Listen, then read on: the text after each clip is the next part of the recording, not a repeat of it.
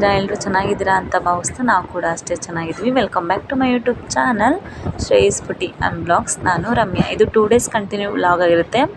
ಊರಿಗೆ ಹೋಗೋ ಹಿಂದಿನ ದಿವಸ ವ್ಲಾಗ್ ಕೂಡ ಹೌದು, ಊರಿಗೆ ಹೋಗೋ ದಿವಸದ ವ್ಲಾಗ್ ಕೂಡ ಇದಾಗಿರುತ್ತೆ. ಹಸ್ಬೆಂಡ್ ಏನು ಬರ್ತಿಲ್ಲ, ಹಾಗಾಗಿ ಅವ್ರಿಗೆ ಅಂತ ಸ್ವಲ್ಪ ಪುಳಿಯೋಗರೆ ಗೊಜ್ಜು ಮಾಡಿಟ್ರೆ ಅವರು ಸಾರಿ ಸ್ವಲ್ಪ ವಾಯ್ಸ್ ಡಿಸ್ಟರ್ಬೆನ್ಸ್ ಕೂಡ ಇದೆ. 2-3 ಡೇಸ್ ಅಂತೂ ಇದನ್ನು ಸ್ಟೋರ್ ಮಾಡಿ ಇಟ್ಕೊಂಬಾರ್ದು ಪುಳಿಯೋಗರೆ ಗೊಜ್ಜನ್ನ. ಹಾಗಾಗಿ ನಾನು ಯಾವ ರೀತಿ ಮಾಡ್ತೀನಿ ಅಂತ ಕೂಡ ನಿಮ್ಮ ಜೊತೆ ಶೇರ್ ಮಾಡ್ತಿದ್ದೀನಿ. ನಾನು ಒಂದು 8-10 ಟೇಬಲ್ ಸ್ಪೂನಷ್ಟು ಎಣ್ಣೆ ಹಾಕ್ಕೊಳ್ತಿದ್ದೀನಿ. ಅದಕ್ಕೆ ಸಾಸಿವೆ, ಜೀರಿಗೆ, ಕರ್ಬೇವಿನ ಸೊಪ್ಪು, ಸ್ವಲ್ಪ ಜಾಸ್ತಿ ಪ್ರಮಾಣದಲ್ಲಿ ಕರ್ಬೇವಿನ ಸೊಪ್ಪು ಹಾಕ್ಕೊಳೋದ್ರಿಂದ ತುಂಬ ರುಚಿಯಾಗಿ ಕೂಡ ಇರುತ್ತೆ. ಹಾಗಾಗಿ ಸ್ವಲ್ಪ ಜಾಸ್ತಿನೇ ಕರ್ಬೇವಿನ ಸೊಪ್ಪನ್ನು ಕೂಡ ಯೂಸ್ ಮಾಡ್ತಾಯಿದ್ದೀನಿ. ಅದಕ್ಕೆ ನಾನು ಕಡಲೆಬೀಜ, ಕಡಲೆಬೇಳೆ, ಹಾಗೆ ಸ್ವಲ್ಪ ಮೆಂತ್ಯಕಾಳು, ಹಾಗೆ ಉದ್ದಿನಕಾಳು ಹಾಕ್ಕೊಂಡು ಚೆನ್ನಾಗಿ ಫ್ರೈ ಮಾಡ್ಕೊಳ್ತಿದ್ದೀನಿ. ತದನಂತರ ಬೆಳ್ಳುಳ್ಳಿನ ಜಜ್ಜಿಟ್ಕೊಂಡಿದ್ದೀನಿ, ಅದನ್ನು ಹಾಕ್ಕೊಂಡು ಅದನ್ನು ಅಷ್ಟೇ ಎಣ್ಣೆಲಿ ಚೆನ್ನಾಗಿ ಫ್ರೈ ಆದ ನಂತರ ನಾನು ಅದಕ್ಕೆ ಬ್ಯಾಡಗಿ ಮೆಣಸಿನ್ಕಾಯಿ ತೊಗೊಂಡಿದ್ದೀನಿ, ಅದನ್ನು ಮುರಿದ್ಬಿಟ್ಟು ಹಾಕ್ಕೊಳ್ತಾ ಇದ್ದೀನಿ. ಎಣ್ಣೆಲ್ಲ ಚೆನ್ನಾಗಿ ಫ್ರೈ ಮಾಡ್ಕೊಬೇಕು. ಅವಾಗ ಫ್ರೈ ಆದರೆ ತುಂಬ ರುಚಿ ಕೂಡ ಇರುತ್ತೆ. ಹಾಗೆ ಒಂದು ಅರ್ಧ ಚಿಟಿಕೆ ಆಗೋಷ್ಟು ಅರಿಶಿನ ಹಾಕ್ಕೊಳ್ತಾ ಇದ್ದೀನಿ. ಹಾಗೆ ಹುಣಸೆಹಣ್ಣ ತೊಳೆದು ನೆನೆ ಇಟ್ಕೊಂಡಿದ್ದೆ, ಹುಣಸೆಹಣ್ಣು ರಸ ಕೂಡ ಬಿಟ್ಕೊಳ್ತಿದ್ದೀನಿ. ಹಾಗೆ ರುಚಿಗೆ ತಕ್ಕಷ್ಟು ಉಪ್ಪನ್ನು ಹಾಕ್ಕೊಂಡು ಚೆನ್ನಾಗಿ ಮಿಕ್ಸ್ ಮಾಡ್ಕೊಳ್ತಿದ್ದೀನಿ. ಸ್ವಲ್ಪ ಖಾರದ ಪುಡಿ ಕೂಡ ಹಾಕ್ಕೊಂಡಿದ್ದೀನಿ. ನಿಮಗೆ ಖಾರ ಬೇಡ ಅನಿಸಿದ್ರೆ ಬೇಕಾದ್ರೆ ನೀವು ಖಾರ ಪುಡಿ ಕೂಡ ಸ್ಕಿಪ್ ಮಾಡ್ಕೊಬೋದು. ನಾನು ಖಾರ ಪುಡಿ ಹಾಕ್ಕೊಳ್ತಾ ಇದ್ದೀನಿ, ಯಾಕಂದರೆ ಸ್ವಲ್ಪ ಒಣಮೆಣಸಿನ್ಕಾಯಿ ಹಾಕಿರೋದ್ರಿಂದ. ಅದಕ್ಕೆ ಹುಣಸೆಹಣ್ಣಿನ ರಸ ಕೂಡ ಹಾಕ್ಕೊಂಡಿದ್ದೀನಿ ನಾನು. ಇದನ್ನು ಮತ್ತೆ ಎಲ್ಲ ಮಿಕ್ಸ್ ಆದ ನಂತರ, ಅಂದರೆ ಒಂದು 2 ನಿಮಿಷ ಇದನ್ನು ಬಾಯ್ಲ್ ಮಾಡ್ಕೊಂಡು ಆದ ನಂತರ ನಾನು ಮತ್ತೆ ಬಿಸಿ ಮಾಡ್ಕೊಳ್ತಿಲ್ಲ, ಪುಳಿಯೋಗರೆ ಪೌಡರ್ನ ಹಾಕ್ಕೊಂಡು ಚೆನ್ನಾಗಿ ಮಿಕ್ಸ್ ಮಾಡ್ಕೊಳ್ತಾ ಇದ್ದೀನಿ. ಇಷ್ಟು ಕ್ವಿಕ್ಕಾಗಿ ಕೂಡ ಪುಳಿಯೋಗರೆ ರೆಡಿ ಆಯ್ತು ಅಂತ ಕೂಡ ನೋಡಿದ್ರಲ್ವ, ನೀವು ಒಂದು ಟ್ರೈ ಮಾಡಿ ನೋಡಿ, ತುಂಬ ರುಚಿಯಾಗಿ ಕೂಡ ಇರುತ್ತೆ. ಹಾಗೆ ಪೂಜೆ ಎಲ್ಲ ಮುಗಿಸ್ಕೊಂಡೆ. ಸೋಮವಾರ ಕೂಡ ಆಗಿತ್ತಲ್ವ, ಸ್ವಲ್ಪ ಬೇಗನೆ ಪೂಜೆ ಮಾಡ್ಕೊಬೇಕಾಯಿತು. ಹಾಗಾಗಿ ಲಗೇಜ್ ಎಲ್ಲ ಪ್ಯಾಕ್ ಮಾಡಬೇಕು. ಹಾಗಾಗಿ ಬೇಗನೆ ಪೂಜೆ ಎಲ್ಲ ಮುಗಿಸ್ಕೊಂಡಿದ್ದೀನಿ. ಊರಿಗೆ ಹೋಗ್ಬೇಕಲ್ವ, ಹಾಗೆ ಲಗೇಜ್ ಕೂಡ ಪ್ಯಾಕ್ ಮಾಡ್ಕೊಂಡಿದ್ದೀನಿ. ಈಗ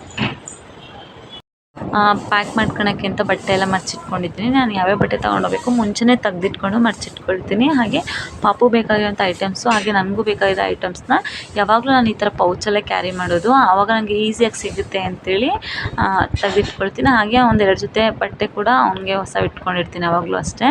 ಹಾಗೆ ವೆನೈಟಿ ಬ್ಯಾಗಲ್ಲಿ ಕೂಡ ಅಷ್ಟೇ ಎಕ್ಸ್ಟ್ರಾ ಒಂದು ಜೊತೆ ಬಟ್ಟೆ ಕೂಡ ಇಟ್ಟಿರ್ತೀನಿ ನಾನು ಯಾವಾಗಲೂ. ಪಾಪು ಕೂಡ ಅಷ್ಟೇ ಬಟ್ಟೆ ಎಲ್ಲ ಪ್ಯಾಕ್ ಮಾಡೋಕ್ಕೆ ಬಿಡ್ತಾ ಇರಲಿಲ್ಲ, ಹಠ ಮಾಡ್ತಾ ಇದ್ದ ಅಂತಲೇ ಬಟ್ಟೆ ಎಲ್ಲ ಮರ್ಚ್ಕೊಂಡಿದ್ದೀನಿ. ಹಾಗೆ ಅವನಿಗೆ ಯೂಸ್ ಮಾಡೋಂಥ ಸೋಪ್ ಕೂಡ ಕ್ಯಾರಿ ಮಾಡ್ತೀನಿ ಯಾವಾಗಲೂ ಅಷ್ಟೇ. ನಾನು ಬೇರೆ ಯಾವ ಸೋಪು ಯೂಸ್ ಮಾಡಲ್ಲ. ನಾನು ರೆಗ್ಯುಲರಾಗಿ ಯಾವ ಸೋಪ್ ಯೂಸ್ ಮಾಡ್ತೀನಿ, ನಾನು ಯಾವುದೇ ಊರಿಗೆ ಹೋಗ್ಲೂ ಕೂಡ ತಗೊಂಡು ಹೋಗ್ತೀನಿ. ಇಲ್ಲಿದ್ರೆ ಬೇರೆ ಸೋಪೆಲ್ಲ ಹಚ್ಚೋದ್ರಿಂದ ಬೇಗ ಅವ್ನಿಗೆ ಇನ್ಫೆಕ್ಷನ್ ಆಗಿಬಿಡುತ್ತೆ. ಹಾಗಾಗಿ ನಾನು ಬೇರೆ ಯಾವ ಸೋಪ್ ಯೂಸ್ ಮಾಡಲ್ಲ. ಹಾಗೆ ಈವ್ನಿಂಗ್ ಸ್ನ್ಯಾಕ್ಸ್ಗೆ ಅಂತೇಳಿ ಸ್ವಲ್ಪ ಡಿಮಾರ್ಟಿಂದ ಪಾಪ್ಕಾರ್ನ್ ತೊಗೊಂಬಂದಿದ್ದೆ. ಸುಮಾರು ದಿವಸ ಆಗಿತ್ತು ನಾನು ಯೂಸ್ ಮಾಡಿರಲಿಲ್ಲ. ಕೆಳಗಡೆ ಪಾಪ್ಕಾರ್ನ್ ತೊಗೊಂಬಂದಿದ್ಲು ಅಂತ ಹಠ ಮಾಡ್ತಿದ್ದ ಅಂತೇಳಿ, ಸರಿ ಅವ್ನು ಮಾಡಿಕೊಟ್ರಾಗುತ್ತೆ. ಈಗ ಹಸ್ಬೆಂಡ್ ಬಂದಿದ್ರಲ್ಲ, ಟೀ ಕಾಸಿ ಪಾಪ್ಕಾರ್ನ್ ಮಾಡಿಕೊಡೋಣ ಅಂತೇಳಿ ಪಾಪ್ಕಾರ್ನ್ ಕೂಡ ರೆಡಿ ಮಾಡಿಕೊಂಡೆ. ನೋಡಿ ಎಷ್ಟು ಚೆನ್ನಾಗಿ ಬಂದಿದೆ ಅಂದರೆ ತುಂಬ ಟೇಸ್ಟಿಯಾಗಿ ಕೂಡ ಇತ್ತು. ಹಾಗೆ ಬಸ್ಸಲ್ಲಿ ಹೋಗ್ಬೇಕಲ್ವ, ಏನಾದರೂ ಇಟ್ಕೊಂಡು ಹೋಗ್ಬೇಕು ಪಾಪುಗೆ ಅಂತೇಳಿ ಈ ಥರ ನಾನು ಬಾಕ್ಸಲ್ಲಿ ಡ್ರೈ ಫ್ರೂಟ್ಸ್ನ ಕ್ಯಾರಿ ಮಾಡ್ತೀನಿ. ನಾನು ಯಾವುದೇ ರೀತಿ ಊಟ ಏನೋ ತೊಗೊಂಡೋಗಲ್ಲ, ಯಾಕಂದರೆ ಡೇ ಟೈಮಲ್ಲಿ ಹೋಗೋದ್ರಿಂದ ಡ್ರೈ ಫ್ರೂಟ್ಸ್, ಸ್ವಲ್ಪ ಫ್ರೂಟ್ಸ್ ಕೂಡ ಕಟ್ ಮಾಡಿ ಹಾಕ್ಕೊಂಡು ಹೋಗಿರ್ತೀನಿ. ನೋಡ್ಬೋದು ನಾನು ಎಲ್ಲ ಥರ ಡ್ರೈ ಫ್ರೂಟ್ಸ್ನು ಹಾಕ್ಕೊಂಡು ಬಾಕ್ಸಲ್ಲಿ ಇಟ್ಕೊಳ್ತೀನಿ. ಯಾವಾಗಲೂ ಅಷ್ಟೇ, ಇವಾಗೆ ಅಂತಲ್ಲ, ನಾನು ಯಾವಾಗ ಊರಿಗೆ ಹೋದರೂ ಕೂಡ ಈ ಥರ ಕ್ಯಾರಿ ಮಾಡೇ ಮಾಡ್ತೀನಿ. ಡ್ರೈ ಫ್ರೂಟ್ಸ್ ಅಥವಾ ಫ್ರೂಟ್ಸ್ ಅಂತೂ ಕ್ಯಾರಿ ಮಾಡ್ತೀನಿ. ನೆಕ್ಸ್ಟ್ ಡೇ ಕಂಟಿನ್ಯೂ ವ್ಲಾಗ್ ಆಗಿರುತ್ತೆ ಇದು. ಊರಿಗೆ ಹೋಗೋಕ್ಕೆ ಬೆಳಗ್ಗೆನೇ 5 o'clock ಎದ್ದಿದ್ರು ಕೂಡ ರೆಡಿಯಾಗಿ ಎಲ್ಲ ಕೆಲಸ ಮಾಡಿ ಪಾಪು ಕೂಡ ರೆಡಿ ಮಾಡಿದೆ. ಎತ್ಕೊ ಅಂತ ಹಠ ಮಾಡ್ತಿದ್ದ. ಸರಿ ಬೇಗ ಹೋಗಬೇಕು ಅಂತ ಅಂದ್ಕೊಂಡ್ವಿ. ಆಲ್ರೆಡಿ 7 o'clock ಕೂಡ ಆಗಿಬಿಟ್ಟಿತ್ತು ಮನೆ ಬಿಡೋಷ್ಟರಲ್ಲೇ. ಸರಿ ಆಯಿತು ಹೋಗೋಣ ಅಂತೇಳಿ ರೆಡಿ ಆದ್ವಿ. ಪಾಪು ಹೋಗೋಣ ಬಾ ಅಂತ ಹಠ ಮಾಡ್ತಿದ್ದ. ನೋಡಿ ಅವ್ನು ಬಾಯ್ ಮಾಡ್ತಿದ್ದೀನಿ ನಾನು ಹೋಗ್ತೀನಿ ಅಂತೇಳಿ ಬೇಗ ಹೋಗ್ಬೇಕಲ್ವಾ, ಇಲ್ಲಿದ್ರೆ ಮತ್ತೆ ಊರಿಗೆ ರೀಚ್ ಆಗೋಕ್ಕೆ ತುಂಬ ಲೇಟ್ ಆಗಿಬಿಡುತ್ತೆ. ಮೇ ಬಿ ಬೇಗ ಹೋಗ್ತೀನಿ ಅಂದ್ಕೊಂಡು ಹೋದೆ. ಮತ್ತು ಅವನ ಔಷಧಿ ಎಲ್ಲ ಬಿಟ್ಟೋಗ್ಬಿಟ್ಟಿದ್ದೆ. ಮತ್ತೆ ರಿಟರ್ನ್ ಮನೆಗೆ ಬಂದು ಎಲ್ಲ ತೊಗೊಂಡು ಅಲ್ಲೇ ಮೆಜೆಸ್ಟಿಕ್ಕಲ್ಲೇ ಸ್ವಲ್ಪ ಟಿಫನ್ ಕೂಡ ತಿನ್ಕೊಂಡ್ವಿ. ಅವನಿಗೂ ಕೂಡ ಅಷ್ಟೇ ಇಡ್ಲಿ ತೊಗೊಂಡಿದ್ದೆ. ಇಬ್ಬರು ಇಡ್ಲಿ ತಿನ್ಕೊಂಡು ಹೋದ್ರಾಗುತ್ತೆ. ಅವನಿಗೂ ಕೂಡ ಇಡ್ಲಿ ಇಷ್ಟ ಆಗುತ್ತೆ, ತಿಂತಾನೆ ಅಂತೇಳಿ ಇಡ್ಲಿ ಕೂಡ ತೊಗೊಂಡು ನಾವು ಕೂಡ ತಿನ್ಕೊಂಡು ಹೊರಟ್ವಿ. ಬಸ್ ಬಿಟ್ಟಿದ್ದೆ 9:30 ಆಗಿತ್ತು. ಬಸ್ ಬಿಟ್ಟು ಮನೆ ಶಿವಮೊಗ್ಗ ರೀಚ್ ಅಷ್ಟಕ್ಕೆ ಅವರು ಅಂದರು 4:45-5 ಗಂಟೆ ಆಗುತ್ತೆ ಅಂತ ಹೇಳಿದರು. ಸರಿ ಅಂತೇಳಿ ಹೊರಟ್ವಿ. ತುಂಬ ಟ್ರಾಫಿಕ್ ಇತ್ತು. ಯಶವಂತಪುರ ದಾಟೋಷ್ಟಿಗೆ ತುಂಬ ಸುಮಾರು ತಲೆ ಟೈಮ್ ವೇಸ್ಟ್ ಆಯಿತು. ಸಖತ್ ಟ್ರಾಫಿಕ್ ಕೂಡ ಇತ್ತಲ್ವ, ಹಾಗಾಗಿ ಸರಿ ಆಯಿತು ಇನ್ನೇನು ಮಾಡೋದು, ಬೆಳಗ್ಗೆ ಟೈಮ್ ಅಲ್ವಾ. ಅವನು ಕೂಡ ಸುಮ್ಮನೆ ಇರ್ತಾನೆ, ಯಾವುದೇ ಥರ ಗಲಾಟೆ ಮಾಡೋದಿಲ್ಲ.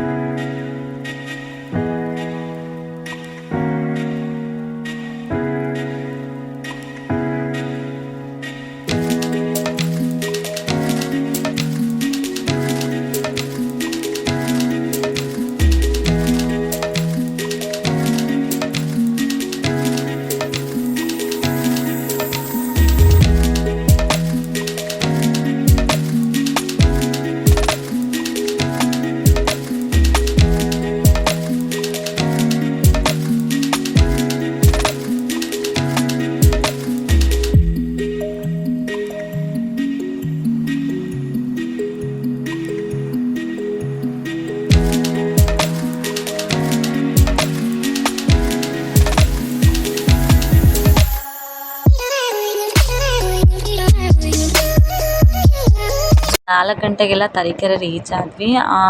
ಅಷ್ಟರೊಳಗೆ ಮಳೆ ಕೂಡ ಅಷ್ಟೇ ಬರೋಕ್ಕೆ ಅಂದರೆ ಕಡೂರು ಬೀರೂರ್ ಹತ್ರ ಎಲ್ಲ ಮಳೆ ಇರಲಿಲ್ಲ. ತರೀಕೆರೆ ರೀಚ್ ಆಗೋಷ್ಟರೊಳಗೆ ಮಳೆ ಕೂಡ ತುಂಬ ಜೋರು ಕೂಡ ಆಯಿತು.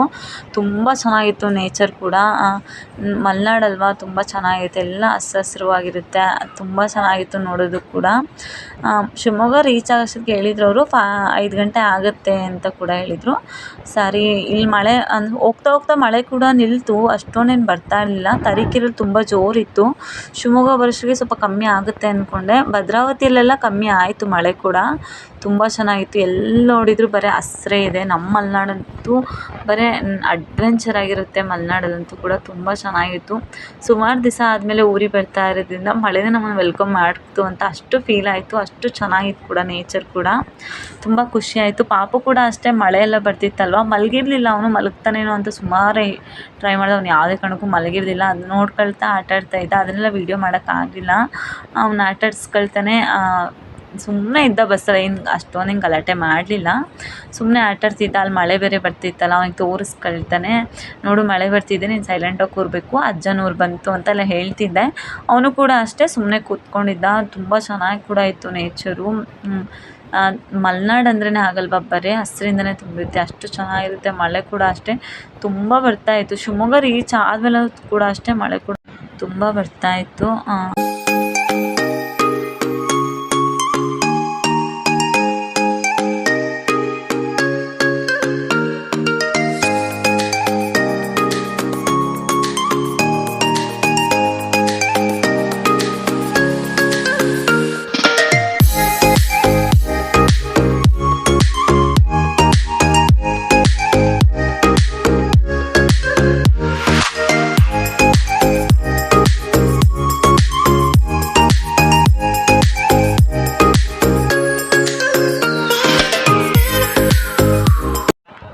ಶಿವಮೊಗ್ಗ ಬಸ್ ಸ್ಟ್ಯಾಂಡಲ್ಲಿ ತುಂಬ ಕ್ರೌಡ್ ಇತ್ತು. ಮಳೆ ಅದು ಬಂದು ನಿಂತಿರೋದ್ರಿಂದ ಫುಲ್ಲು ಹಸಿ ನೀರೆಲ್ಲ ಇತ್ತು. ಬ್ಯಾಗ್ನ ಇಟ್ಕೊಂಡು ಪಾಪುನ ಎತ್ಕೊಂಡು ಬ್ಯಾಗ್ನೆಲ್ಲ ಕ್ಯಾರಿ ಮಾಡೋಕ್ಕೆ ಕಷ್ಟ ಆಗ್ತಿತ್ತು ಅಂತ ವಿಡಿಯೋ ಮಾಡೋಕ್ಕಾಗಲಿಲ್ಲ. ನಮ್ಮೂರಿಗೆ ಹೋಗೋ ಬಸ್ ಕೂಡ ಹತ್ಕೊಂಡೆ.